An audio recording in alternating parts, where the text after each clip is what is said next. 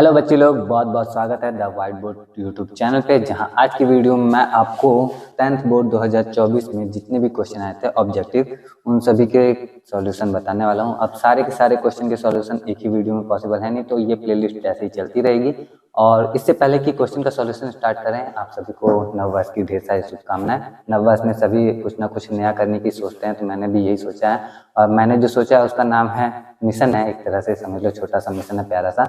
इसका नाम है मिशन 100 आउट ऑफ 100। जहां मैं चाहता हूं मैं कि जो बच्चा, मतलब सभी बच्चों का नहीं आता, पता है, समझ में आता है, सभी बच्चे, बहुत सारे बच्चे तो मैथ से भागते भी है ना, तो उन सबको छोड़ के जो बच्चे चाहते हैं जेन्युइनली कि उनका मैथ्स में 100 आउट ऑफ 100 आए, उन बच्चों को गाइड करना है। और साथ में कोई भी प्रॉब्लम हो, क्योंकि अभी एग्जाम में टाइम है, आज 1 जनवरी है, एग्जाम में टाइम है, तो जो भी प्रॉब्लम हो आराम से आप मुझे भेजो। मेरे इंस्टाग्राम पे पर्सनली भेज सकते हो, इट्स साकेत सक्षम मेरा इंस्टाग्राम आईडी है। वहाँ पे क्वेश्चन भेजो, मैं आपको सॉल्यूशन बताऊंगा, एक्सप्लेन करूंगा, जरूरत पड़ी तो वीडियो बना के एक्सप्लेन करके दूंगा। और फिलहाल क्वेश्चन को, सीरीज को स्टार्ट करते हैं। हमारे क्या नाम है इसका, पिछले ईयर के क्वेश्चन को देख लेते हैं, 2024 में जो क्वेश्चन आए थे हमारे। तो सबसे पहला क्वेश्चन जो हम स्टार्ट करने वाले हैं, उस टॉपिक का नाम है एपी, जिसको हम अरिथमेटिक प्रोग्रेशन कहते हैं, हिंदी भाषा में समांतर श्रेणी भी कहते हैं। तो समांतर श्रेणी से क्यों स्टार्ट कर रहे हैं हम इस सीरीज को, इस प्लेलिस्ट को? क्योंकि मेरे पास जो क्वेश्चन पेपर है उसमें पहला क्वेश्चन ही समांतर श्रेणी का है। तो मेरे पास 2 क्वेश्चन पेपर हैं टोटल, और क्वेश्चन का सॉल्यूशन लगातार देखते चलते हैं हम लोग, ध्यान से देखते चलो, आपकी हेल्प हो जाएगी। आपको बस करना है 2 चीज़ कि मिशन 100 और 100 अगर चल रहा है, अच्छा चल रहा है, और आता भी है उससे किसी का, तो उससे आगे क्या, मतलब सिर्फ 100 में से 100 आ गया उतना ही नहीं, तो जो सबसे पहले तो आपको, अगर आपको लगता है कि आप ला सकते हो, तो आप इसको एज ए चैलेंज ले सकते हो कि लिख दो आराम से कमेंट में चैलेंज एक्सेप्टेड, मुझे समझ में आ जाएगा। उसके बाद अपना नाम भी लिख लेना, और साथ में इंस्टाग्राम पे भी मिल ही लेना मुझसे, क्योंकि अगर जिसका जिसका 100 आउट ऑफ, मतलब जिन्होंने चैलेंज एक्सेप्ट कर लिया है और बाद में वो 100 आउट ऑफ 100 लेके आते हैं, तो उनको मेरी तरफ से कुछ इनाम भी मिलेगा। अब इनाम मैं अभी नहीं बताना चाहता, क्योंकि मैंने अभी सोचा ही नहीं है, सिंपल सी बात है। तो कुछ अच्छा सा रखूंगा, ज़्यादा नहीं, कम नहीं, मतलब मेरे चैनल के हिसाब से 1000 रुपये भी बहुत होते हैं, लेकिन फिर भी 1000 रुपये, 500 रुपये, जो भी मुझे लगेगा उस टाइम पे कि हाँ इतना दे सकता हूँ। अगर ज़्यादा बच्चे होंगे तो 500 रुपये, कम बच्चे होंगे तो 1000 रुपये, उस हिसाब से मैं डिस्ट्रीब्यूट करूंगा उनको, सिर्फ जो चैलेंज एक्सेप्ट करेंगे। और बाद में नाम मुझे पता रहेगा ना कि हाँ ये नाम के बच्चे ने चैलेंज एक्सेप्ट किया, ये मुझसे कनेक्टेड हैं, ऑलरेडी कनेक्टेड रहेंगे, और एंड में मैं इनाम दूंगा, ठीक है। तो इनाम क्या, समझ लो ऐसे ही एक तरह सा बन जाता है ना, रिलेशन बन जाएगा हमारा भी, अगर लंबा सफर जाएगा तो उस तरह से है, मैं बस गाइड करूंगा। अब ये मिशन स्टार्ट करने का मोटिव कहाँ से आया मुझे, तो मुझे ये मोटिव आया था सिंपली कि जब मैं खुद 10th में था, 12th में था, तो मैं भी चाहता था कि मेरा 100 आउट ऑफ 100 आए। क्यों चाहता था मैं ऐसा, क्योंकि मुझे बचपन से ही बताया गया था मैथ एक ऐसा सब्जेक्ट है जिसमें 100 आउट ऑफ 100 स्कोर किया जा सकता है, और मेरा नहीं आ पाया, क्योंकि अब ज़्यादा नहीं, बहुत सारे, ज़्यादा क्या बोलूँ, सीधे से समझ लो मैं लायक नहीं था, मेरा नहीं आया। इससे अच्छा मैं कुछ नहीं बोल सकता, और इसीलिए मैं गाइड कर रहा हूँ कि ताकि दूसरों का जो चाहते हैं आ जाए, उनका 100 आउट ऑफ 100 उनको मैं गाइड करना चाहता हूँ, बस सिंपल से यही बात है। और अभी के टाइम पे तो इजी भी हो गया 100 आउट ऑफ 100 लाना, क्योंकि मेरे टाइम पे जैसे मान लो कि 6 क्वेश्चन होते थे, और 6 क्वेश्चन में से कोई 4 करना होता था, तो और दूसरा ग्रुप अलग होता था जिसमें 5 क्वेश्चन होते थे, उसमें से भी कोई 4 करना होता था।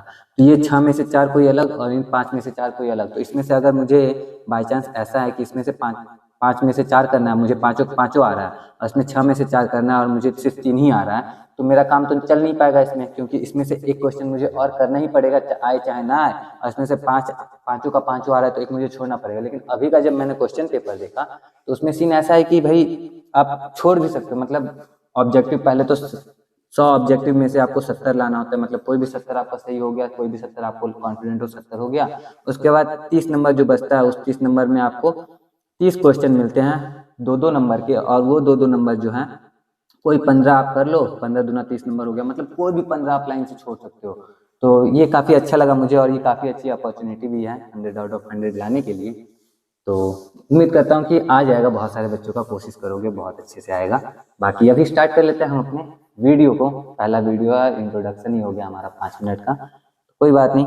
आते हैं, पहला क्वेश्चन क्या है हमारा, आपको ऊपर दिखाई भी देगा, यहाँ पे एडिटिंग कर दूंगा, थोड़ी सी स्क्रीनशॉट लेके लगा दूंगा, और पढ़ के बता रहा हूँ। देखो, समांतर श्रेणी 20, 17, 14, 11 डॉट डॉट डॉट का 35वां पद क्या है। एक समांतर श्रेणी है 20, 17, 14, 11 डॉट डॉट डॉट का 35वां पद क्या है।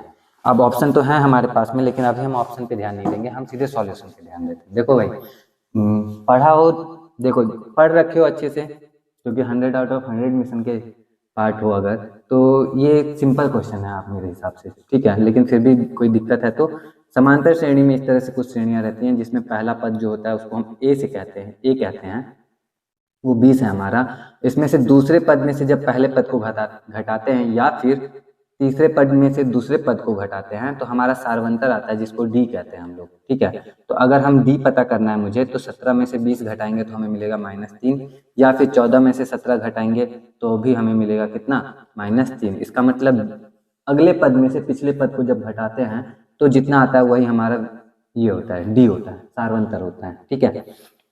तो डी भी हमें मिल चुका है, तो डी हम लिखते हैं -3।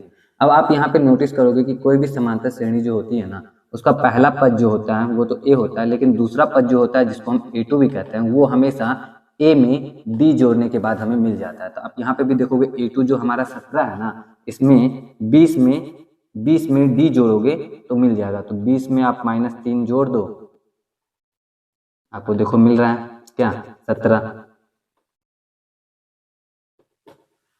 है ना। तो इस तरह से हम समझते हैं, 20 में 3 गया तो 17। अब अगर A3 पता करना हो हमें, A3 यानी कि तीसरा पद हो जाता है हमारा, तो ये क्या हो जाएगा कि A में D, अब A2 में D जोड़ोगे तो मिलेगा, या फिर A में हम 2 बार D जोड़ेंगे तो मिलेगा।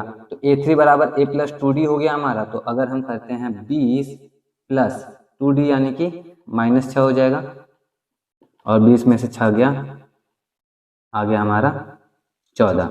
तो इस तरह से तीसरा पद आ गया। हमें कौन सा पद पता करना है, हमें 35वां पद पता करना है। तो चलो 35वां पद पता करने का क्या फॉर्मूला होगा, तो हम जानते हैं कि A35 जो होगा वो हो जाएगा हमारा A प्लस 34D, ठीक है।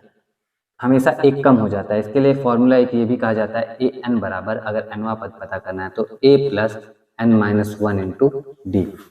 तो अगर हमें 35वां पद पता करना है तो 35 में से 1 गया 34 डी, तो A प्लस 34 डी हो जाएगा। A हमें मालूम है 20 है, और 34 तो ये है ही, और डी हमें मालूम है कितना है, -3 है। चलो करें कैलकुलेट, 20 प्लस 34 में 3 का गुना करो, 4 3 12, 2 हाथ 3 3 9 1 10, और ये माइनस में आएगा क्योंकि माइनस में गुना हो रहा है। तो 20 माइनस 102, ये आ गया हमारा 82 माइनस में।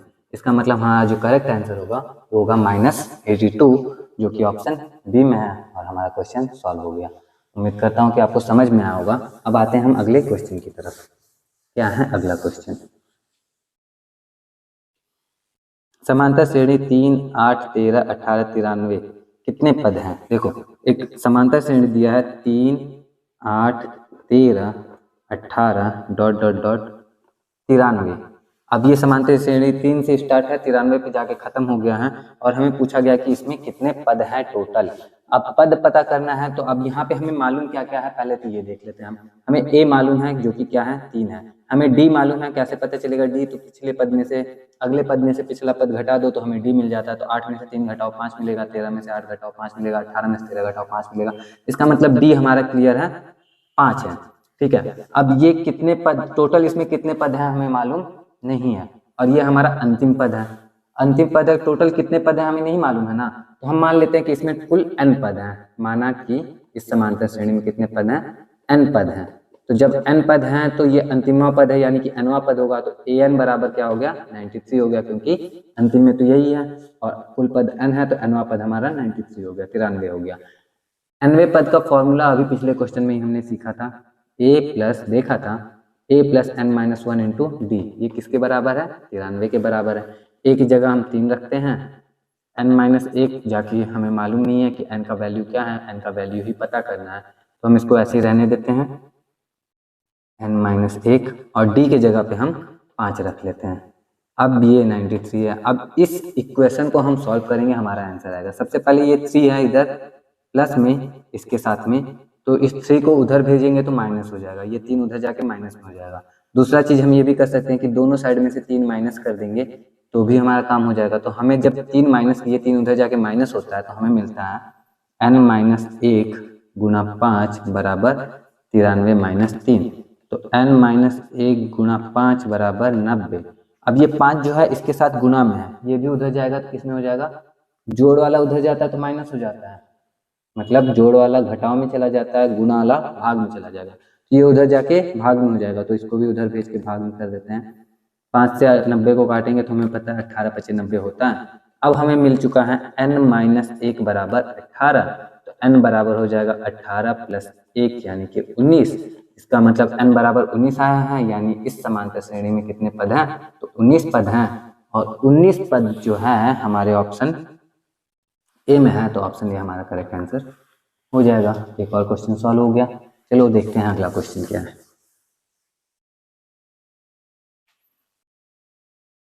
अगला क्वेश्चन, समांतर श्रेणी 1, 3, 5, 7 के प्रथम 30 पदों का योग। देखो एक समांतर श्रेणी है 1, 3, 5, 7 ... के प्रथम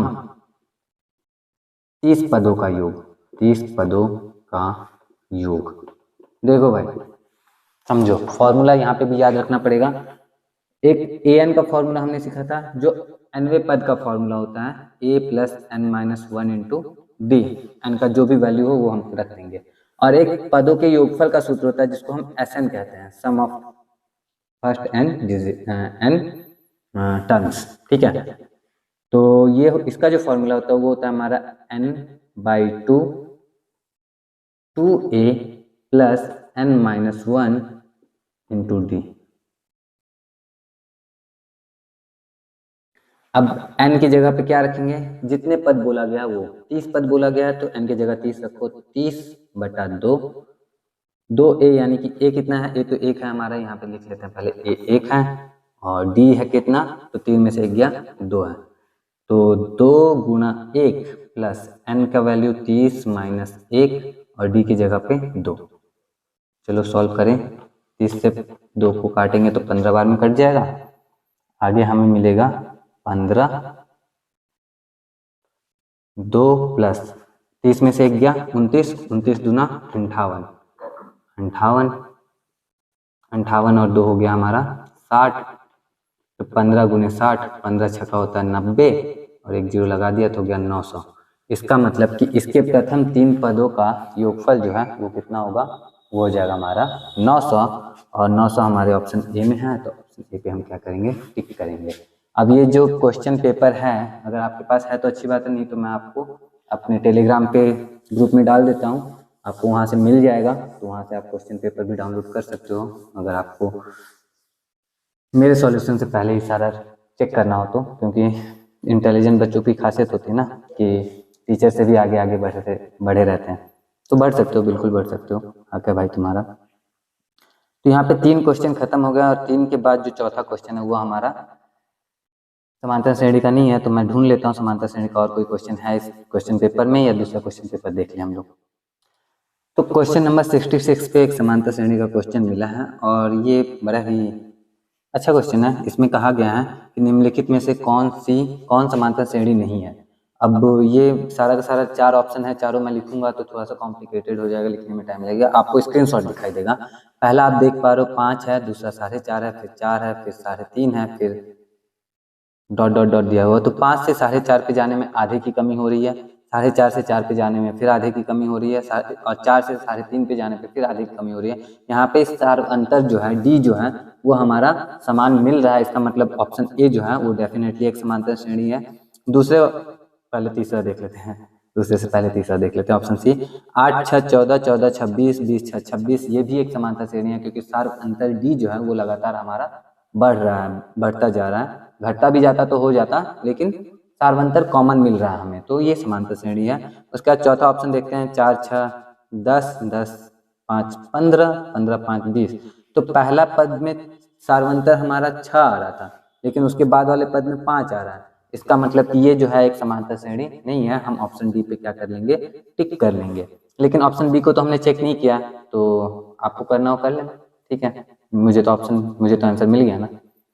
कई बार कुछ ऑप्शन ऐसे होंगे एग्जाम में जो आपका टाइम वेस्ट कर सकते हैं, हालांकि ये भी उतना कॉम्प्लिकेटेड नहीं है, आप कर भी सकते हो। जैसे मान लो मैं कर ही के बता देता हूँ सिंपली कि यहाँ पे दिख रहा है -1 -5/6 -2/3 और -1/2।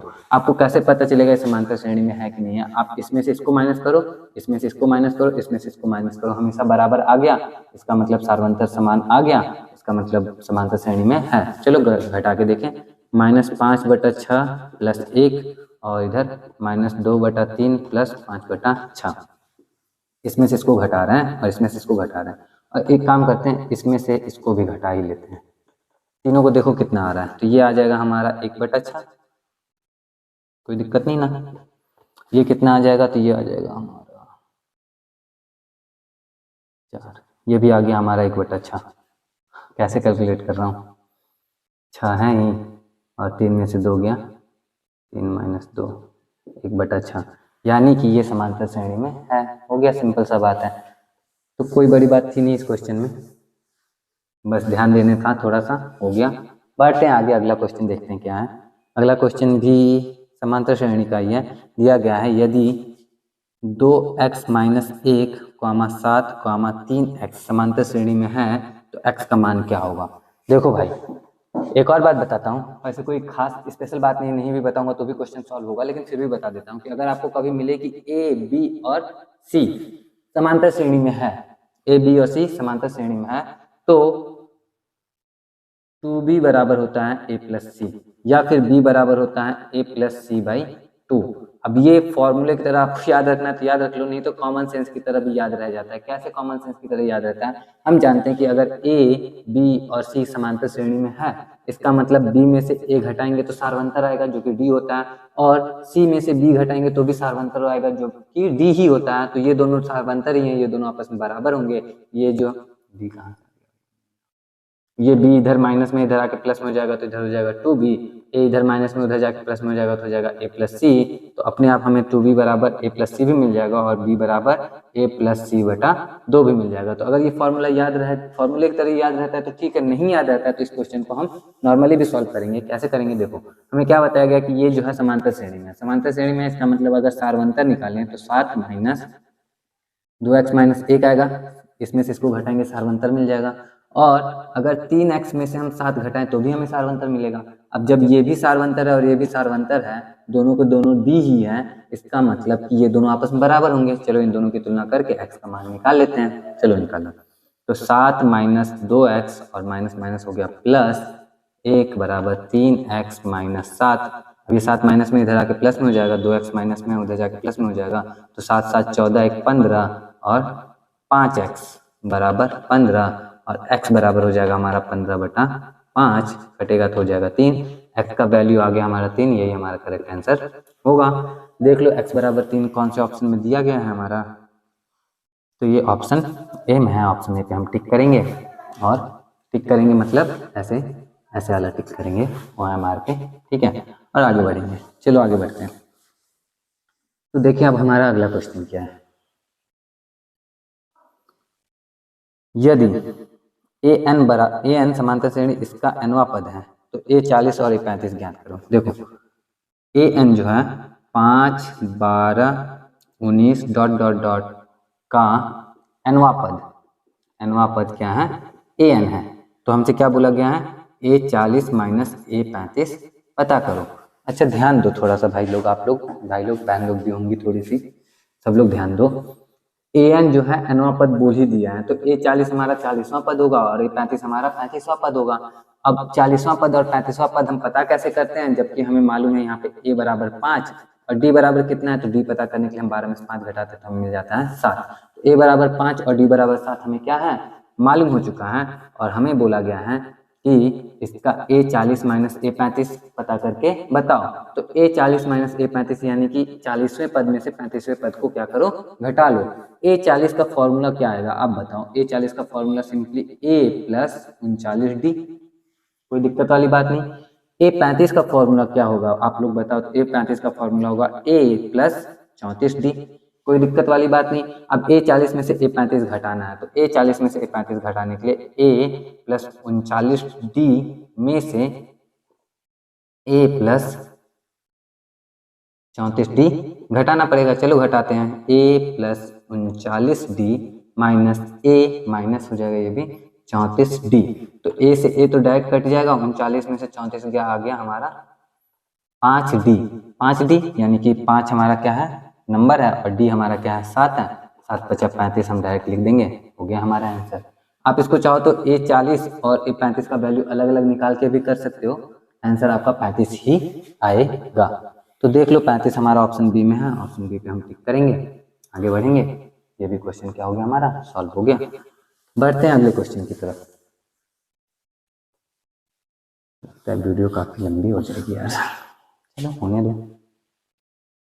यदि समांतर श्रेणी का 7वां पद 4 है और इसका सार्वंतर -4 है तो प्रथम पद होगा। देखो, किसी समांतर श्रेणी का 7वां पद यानी A7 जो है वो 4 है और इसका सार्वंतर जो है D जो है वो -4 है, तो प्रथम पद क्या होगा ये पूछ रहा है हमसे। तो किसी समांतर श्रेणी का 7वां पद का फॉर्मूला क्या होता है, A + 6D, यही होता है ना, एक कम करके करते हैं। तो A + 6D जो है वो 4 है और D का वैल्यू -4 है, तो A + 6 × -4 = 4। तो A 6 चौके 24 होगा, -24 बराबर 4। A बराबर हो जाएगा हमारा, ये माइनस में तो उधर जाके इसमें हो जाएगा प्लस में, तो 4 + 24 हो गया हमारा 28। ए हम किसे कहते हैं, ए हम प्रथम पद को कहते हैं, यानी कि इस समांतर श्रेणी का जो पहला पद है वो हमारा कितना है, वो है 28, और जो ऑप्शन डी में है। उम्मीद करता हूँ समझ में आ रहा होगा, अच्छे से समझ में आ रहा हो तो कमेंट करके बता दियो। बढ़ते हैं आगे। तो ये लास्ट क्वेश्चन है हमारा इस क्वेश्चन पेपर में समांतर श्रेणी का, पढ़ लेते हैं अच्छे से। यदि समांतर श्रेणी के प्रथम n पदों का योग दिया है तो समांतर श्रेणी का अंतर होगा। अंतर इंग्लिश वाला पढ़ो भाई। If the sum of first n terms of an AP is इतना, देन दिख नहीं रहा, difference of AP is, difference भी होता है क्या, चलो देखें क्या है।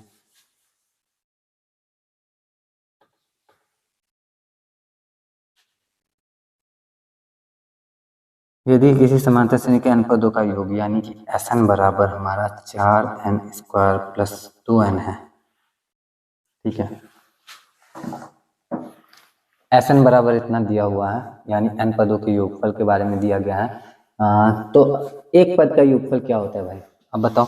एक पद का योगफल, जैसे मान लो ये एक समांतर श्रेणी में लिख दो, 2 4 6 8 ... इसमें एक पदों का योगफल कितना आएगा, 2 ही आएगा। एक पद का योगफल जो होता है S1 जो होता है वो हमेशा A1 के बराबर होता है, यानी A के बराबर होता है।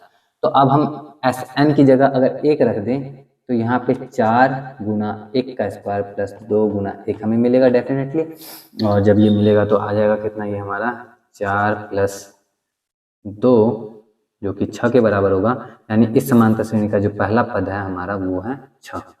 कोई दिक्कत वाली बात नहीं, आगे बढ़ते हैं। अब यहाँ पे अगर हम S2 निकालते हैं, S2 क्या आता है, हमारा पहला पद और दूसरा पद, यानी प्रथम 2 पदों का योगफल होता है, जो कि यहाँ पे 4 2 6 आ रहा है, ठीक है। लेकिन S2 जो है वो कभी भी हमारा A2 के बराबर नहीं होता। A2 हमें निकालना होगा, अगर हमें A2 निकालना है तो हम क्या करेंगे, S2 में से हम क्या करेंगे, S1 माइनस कर लेंगे।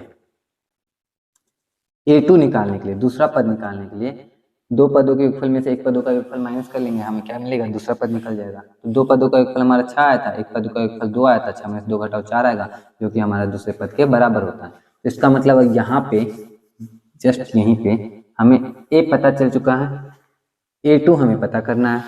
A2 क्या हो जाएगा भाई, A2 हो जाएगा हमारा S2 - S1। S2 क्या हो जाएगा, S2 के लिए तो हमें इसको कैलकुलेट करना पड़ेगा, चलो कैलकुलेट करें। 4 × 2 का स्क्वायर प्लस 2 × 2 माइनस S1 यानी कि वही 6, चलो माइनस करें तो 2 दूनी 2 का स्क्वायर, 4 चौके 16 प्लस 2 दूना 4, 16 4 20 माइनस 6 बराबर 14। तो A2 जो आ गया हमारा 14 आ गया है, A2 बराबर 14। अब ये D बराबर हमें मिल गया, 14 में से 6 गया 8, ठीक है।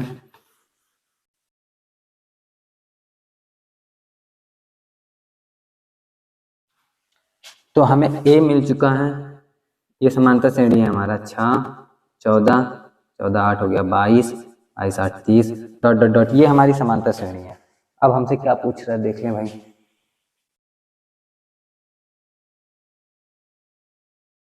यदि किसी समांतर श्रेणी के n पदों का योग जो है इतना है तो समांतर श्रेणी का अंतर होगा। अब यहाँ क्वेश्चन के बगल में कुछ लिखना चाह रहा था, वो लिखा नहीं है, दोनों इंग्लिश और हिंदी दोनों वर्जन में। और अंतर जैसा मुझे कुछ याद नहीं कि अंतर क्या होता है, मतलब योग करना है अगर हमें तो सिंपली हम सबको जोड़ देंगे, और अंतर करना है तो सबको घटा देंगे। लेकिन घटाने के लिए तो हमें कुछ चाहिए कि किस में से घटाएंगे, तो वो हमें नहीं पता चल पा रहा है किस में से घटाना है। तो इस क्वेश्चन को मैं क्या समझता हूँ, इस क्वेश्चन को मैं रद्द करता हूँ अपनी तरफ से।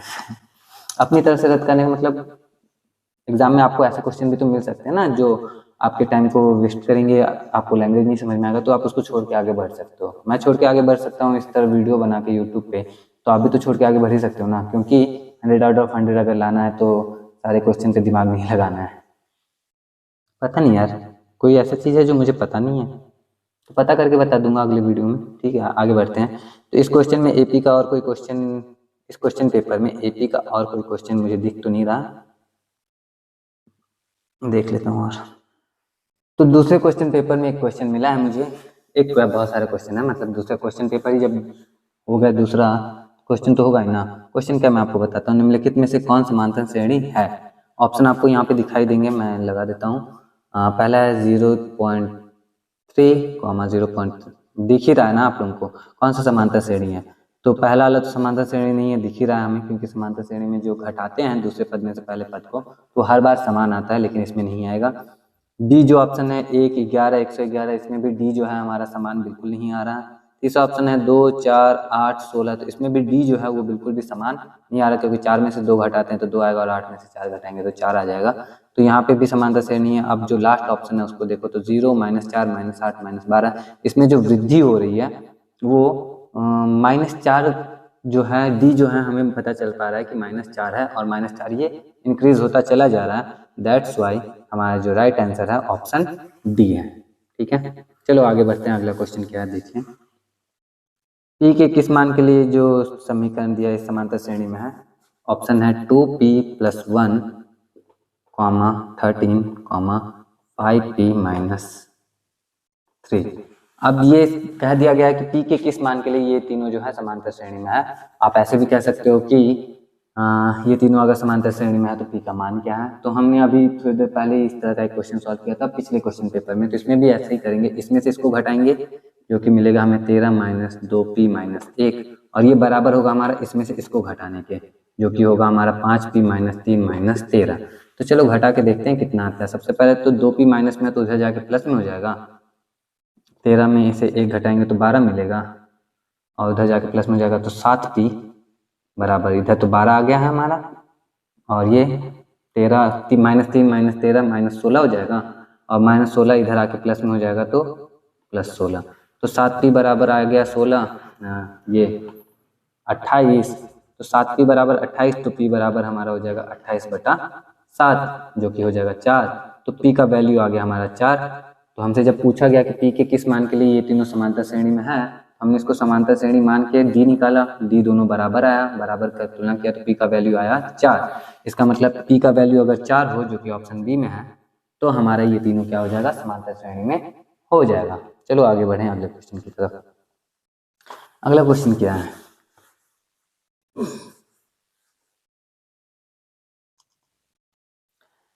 समांतर श्रेणी 3, 8, 13, 18 डॉट डॉट डॉट का nवां पद है, सॉरी इसका nवां पद जो है वो an है, और इसमें हमसे पूछा गया है a25 - a10। मुझे लगता है दोनों क्वेश्चन पेपर में जो है ना पैटर्न सेम फॉलो किया गया है और डिजिट चेंज कर करके दिया गया क्वेश्चन। तो अगर आप एक क्वेश्चन पेपर भी प्रिपेयर कर ले, तो अगर 2 सिटिंग में एग्जाम होता है, एक आपको मिल जाए, आप थोड़ा सा उसको प्रिपेयर कर लो। बहुत ज़्यादा तामझाम है, लेकिन ठीक है, आपका भी प्रिपरेशन ही तो चल रहा है ना एक तरह से। तो a25 में से a10 घटाना है, चलो घटाते हैं। कैसे घटाएंगे, सबसे पहले a25 का वैल्यू a + 24d, और a10 का वैल्यू a + 9d। इसमें से इसको माइनस करना है, चलो माइनस करें। तो a + 24d - a - 9d, a से a कट गया, 24 में से 9 गया, कितना आ गया हमारा 15। 15D, 15 गुना D, 3 से 8 पे गया यानी कि D हमारा 5 हो गया, 15 25 75 हमारा करेक्ट आंसर हो गया। समझ में आया ना भाई लोग? कोई दिक्कत नहीं ना? कोई दिक्कत हो तो बताओ तुरंत। देखो B हमारा 75 B में दिया है तो B हमारा करेक्ट आंसर होगा। बढ़ते हैं आगे अगले क्वेश्चन पे। समांतर श्रेणी का दूसरा पद 13 है तो इसका पांचवा पद 25 है तो श्रेणी का सार्वंतर क्या होगा? देखो दूसरा पद यानी कि A2 बराबर 13 दिया है और पांचवा पद यानी कि A5 बराबर 25 दिया हुआ है, तो हमसे पूछा गया है कि इसका सार्वंतर क्या है। सार्वंतर यानी कि हमें D पता करना है, 2 मिनट में पता चलेगा। देखो A2 का मतलब होता है A प्लस D बराबर 13, यानी कि A बराबर हो जाएगा हमारा 13 माइनस D, कोई दिक्कत वाली बात नहीं। A5 का मतलब होता है A प्लस 4D जो कि 25 के इक्वल है, तो A का वैल्यू हो जाएगा 25 माइनस 4D, कोई दिक्कत वाली बात नहीं। A का वैल्यू यहाँ भी आया है जिसको हम इक्वेशन 1 मान लेते हैं, A का वैल्यू यहाँ भी आया है जिसको हम इक्वेशन 2 मान लेते हैं। तो इक्वेशन 1 एंड 2 से हम जानते हैं कि 13 माइनस D जो है बराबर हो जाएगा 25 माइनस 4D के। अब ये दोनों बराबर कैसे हुआ? क्योंकि ये भी A का मान है और ये भी A का ही मान है, तो जब A दोनों का मान समान मतलब A क्या है, उभयनिष्ठ है दोनों में ना, तो ये इसके बराबर है और ये इसके बराबर है, तो ये दोनों आपस में तो बराबर ही होंगे ना भाई। समीकरण 1 और 2 से हमारा ये मिलेगा। अब D माइनस में तो इधर जाके प्लस में हो, ये 4D जो है माइनस में इधर जाके प्लस में हो जाएगा, 13 इधर प्लस में 2 इधर जाके माइनस में हो जाएगा। इधर उधर करते क्यों है? क्योंकि हमको ये जो है D वाले को एक साइड में और नंबर वाले को एक साइड में करना होता है। तो 4D माइनस D बराबर 25 माइनस 13, तो 3D बराबर हो जाएगा 12, D बराबर आ जाएगा हमारा 12/3 जो कि हमारा 4 के बराबर होगा। और इस तरह से हमारा एक और क्वेश्चन सॉल्व हुआ जो कि ऑप्शन बी पे है, बी पे टिक करेंगे। चलो आगे बढ़ते हैं। अब पहले ही वीडियो कुछ ज़्यादा लंबी हो गई यार, 10-10 मिनट का वीडियो रखूँगा सारा अगला से। यदि समांतर श्रेणी के n पदों का योग इतना है तो समांतर श्रेणी का सार अच्छा चलो देख लो भाई। समांतर श्रेणी के अच्छा वो पिछला क्वेश्चन याद था जिसको मैंने रद्द किया था क्योंकि दिख नहीं रहा था अच्छे से, उसमें सार्वंतर वो कहना चाह रहा होगा और मैंने अंतर समझा, और ऑप्शन सार्वंतर हमारा 14 आया था तो 14 पे देख लेना, टिक कर लेना, क्योंकि क्वेश्चन पेपर में अच्छे से क्लियर दिख नहीं रहा। अब दिखाऊं कैसे? अरे टेलीग्राम पे देखोगे क्वेश्चन पेपर रखा है, देख लेना वहाँ पे, तो देख लो। क्योंकि मैं सोच ही रहा था कि अगर सेम पैटर्न पे क्वेश्चन आ रहा है तो जैसा वो क्वेश्चन था उस पेपर में भी उस तरह का एक क्वेश्चन होगा, और यहाँ पे सार्वंतर लिखने के लिए सार लिखा हुआ, अंतर दिख ही नहीं रहा है इसमें, तो विजिबिलिटी क्लियर नहीं होने की वजह से हो गया। बाकी देख लो सेम पैटर्न का है। बोला गया कि किसी समांतर श्रेणी के प्रथम n पदों का योग यानी कि Sn बराबर दिया है 5n माइनस n स्क्वायर, तो S1 बराबर हम निकाल सकते हैं। S1 कितना हो जाएगा हमारा? तो S1 हो जाएगा हमारा 5 गुने 1 माइनस 1 का स्क्वायर, यानी कि 5 माइनस 1 बराबर 4। S1 जो होता है हमारा वो हमेशा A के बराबर होता है जो कि 4 हो गया हमारा। चलो S2 निकालते हैं अब। तो S2 बराबर कितना हो जाएगा? तो 5 गुने 2 माइनस 2 का स्क्वायर, 5 दूनी 10 माइनस 4 यानी कि 6 आ गया। अब हम जानते हैं कि A2 जो होता है वो हमेशा S2 माइनस S1 होता है, तो 6 में से हम 4 घटाते हैं तो हमें मिलता है 2, तो A2 जो है A बराबर 4 है और A2 बराबर कितना आ गया हमारा? 2 आ गया। तो अब हम देख रहे हैं कि ये क्या, ये तो पहला पद 4 था, दूसरा पद 2 है, तो सार्वंतर जो है वो 2 माइनस 4 यानी कि -2 है, और -2 हमारा क्या हो जाएगा? करेक्ट आंसर हो जाएगा। देखो -2 हमारा ऑप्शन बी में है। ऑप्शन बी पे जिस बच्चे का भी क्वेश्चन पेपर रहा उसने टिक भी किया है छोटा सा नीचे। तो हो गया एक और क्वेश्चन सॉल्व हमारा। बढ़ते हैं आगे अगले क्वेश्चन की तरफ। तो अगला क्वेश्चन जो है वो एपी का है ही नहीं, देख लेते हैं इस क्वेश्चन पेपर में और एपी का कोई क्वेश्चन है या नहीं। मिल गया क्वेश्चन, चलो आ जाओ। हालांकि सेम ही टाइप का क्वेश्चन होगा जो पहले क्वेश्चन पेपर में हमने देख लिया है, लेकिन फिर भी देख लेते हैं क्या है क्वेश्चन। समांतर श्रेणी 41, 38, 35 ... 8 में पदों की संख्या बताओ। हम जानते हैं सिंपल सा, ए कितना है हमारा? ए जो है 41 है। डी कितना है? तो यहाँ पे डी कम होता जा रहा है तो डी माइनस में होगा, तो 38 में से 41 घटा लो, आपको मिल जाएगा कितना? -3। डी मिल चुका है। और अंतिम पद जो है जो कि ए एन हम बोलेंगे, मान लेंगे इसमें एन पद है, तो ए एन बराबर कितना है हमारा? 8 है। तो ए एन का फॉर्मूला होता है A plus N minus 1 into D जो है 8 के बराबर। ए हमारा कितना था 41, तो 41 प्लस n माइनस 1 गुने डी की जगह पे रखते हैं -3 बराबर 8 है। अब 41 इधर क्या है हमारा प्लस में है, तो उधर जाके माइनस में हो जाएगा। चलो माइनस कर दें, -3 n माइनस 1 बराबर 8 माइनस 41। घटाओ भाई 8 में से 41,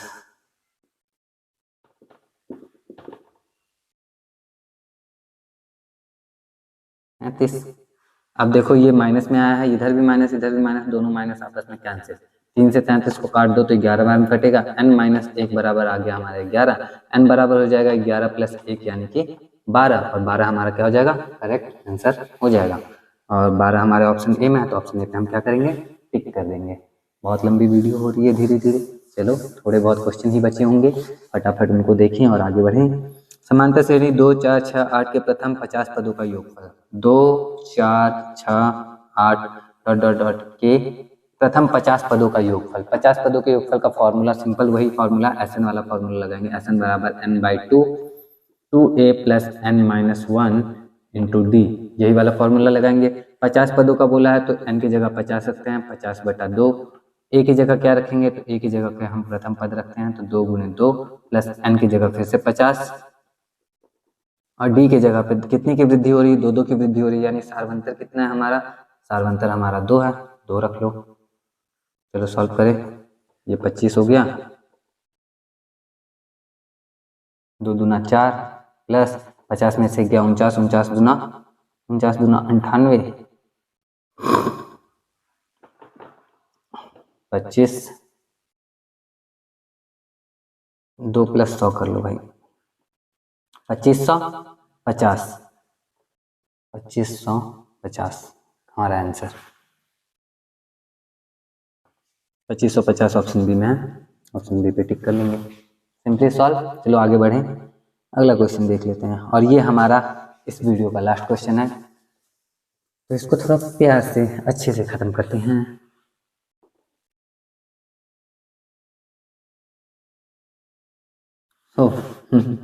सॉरी, ये लास्ट क्वेश्चन ही था, तो यहीं पे हमारी वीडियो आज की ख़त्म होती है। अगली वीडियो जल्दी ही आ जाएगी, तो अपडेटेड रहना हो। वीडियो अच्छा लगा हो तो पहले तो वीडियो अच्छा लगा हो तो इसको लाइक कर देना, और अगर आपको चैलेंज में इंटरेस्ट हो मिशन 100 आउट ऑफ 100 चैलेंज में, तो चैलेंज को एक्सेप्ट कर लेना कमेंट करके, अपना नाम भी कमेंट कर देना, और कनेक्ट हो जाना इंस्टाग्राम पे। और ज़रूरत पड़ी अगर आपको लगता है कि व्हाट्सएप पे कनेक्ट होना चाहते हो, क्योंकि कनेक्टेड रहोगे, इनाम की भी बात है ना यहाँ पे थोड़ी सी, तो व्हाट्सएप पे भी कनेक्ट होना चाहते हो तो बताना, मैं व्हाट्सएप नंबर दे दूंगा अपना, और उसके बाद अच्छे से पढ़ाई करेंगे। जो भी डाउट होगा आप व्हाट्सएप पे भी भेज सकते हो, कोई दिक्कत वाली बात नहीं है, बस कमेंट करके बता देना कि हाँ चाहिए आपको, व्हाट्सएप पे डाउट भेजना है आपको, सॉल्यूशन भी मिलते रहेंगे।